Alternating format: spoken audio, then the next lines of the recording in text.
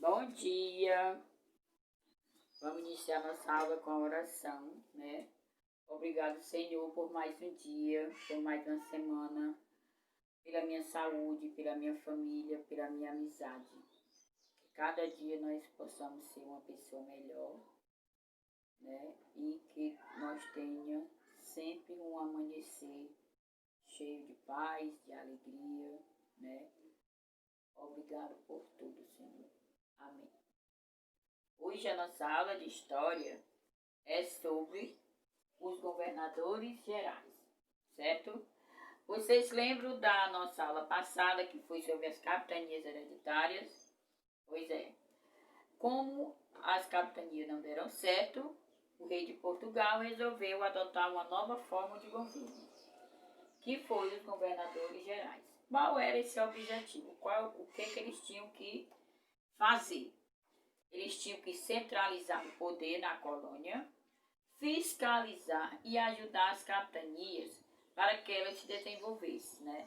Prosperassem. E essa sede desse governo geral foi instalada na Baía de Todos os Santos. Vamos lá conhecer o nosso primeiro governador geral. O nosso primeiro governo geral foi Tomé de Souza. Tomé de Souza fundou a cidade de Salvador, a primeira capital do Brasil. E com eles, né, com esse governo geral, vieram soldado, família, colonos e jesuítas. Mas, para ele fazer uma boa administração, trouxe 3 pessoas com ele. Que era o ouvidor-mor, que cuidava da ordem e da justiça, o provedor-mor, que cuidava do dinheiro, o capitão-mor, encarregado de organizar a defesa do litoral. Essas 3 pessoas tinham essas 3 responsabilidades em seu governo, certo? E os jesuítas vieram chefiados pelo Padre Manuel da Nóbrega, que ele criou o primeiro bispado no Brasil. Esse bispado o primeiro bispo foi D. Pero Fernandes Sardinha, tá bom? Também em seu governo iniciou a catequese indígena. Depois, vamos agora conhecer o segundo governo geral, que foi Duarte da Costa. Seu governo foi cheio de tumultos, cheio de intrigas, né? Não foi muito legal o seu governo. Nele teve eles escravizavam os indígenas. Por que eles começaram a escravizar os indígenas? Porque como ele teve dificuldade de trabalhar na agricultura, manter lá as criações de gados, de criação da cana-de-açúcar, seu filho teve a ideia de escravizar os indígenas a trabalhar nas lavouras, né? Só que com isso ele teve uma intriga entre o primeiro bispado, que foi Dom Pero Fernandes Sardinha, que ele não aceitava essa ideia de escravizar os indígenas. Então ele foi chamado até Portugal para explicar o que estava acontecendo. Só que aconteceu um acidente na sua embarcação, ele naufragou, né? Morreu todo mundo da sua embarcação e lá eles foram devorados pelos indígenas.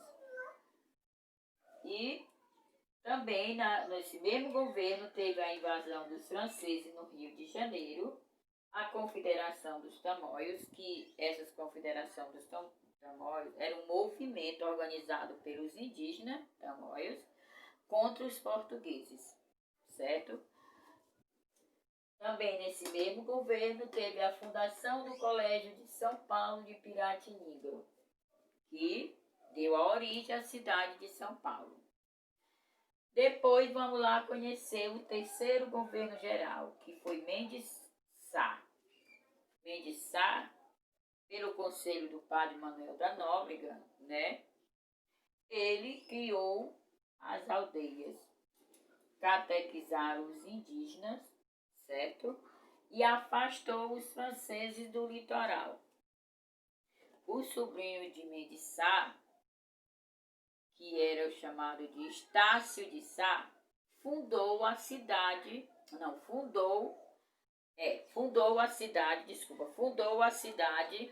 de São Sebastião, certo? Com o passar do tempo, Mendes Sá faleceu no Brasil enquanto aguardava seu sucessor, né? Então, Dom Sebastião dividiu o Brasil em 2 governos, que foi o do Norte e o do Sul. O do Norte teve a sua sede na cidade de Salvador e foi governado por Luiz Brito de Almeida, em 1573. E a do Sul teve sua sede na cidade do Rio de Janeiro, sob o governo de Antônio de Salema, né? Esse governo foi até 1578. Então, aqui nós temos um resumo da nossa aula, né? Tomé de Souza, para ter uma boa administração, trouxe essas 3 pessoas, Ouvidomor, Providomor e Capitão Mor.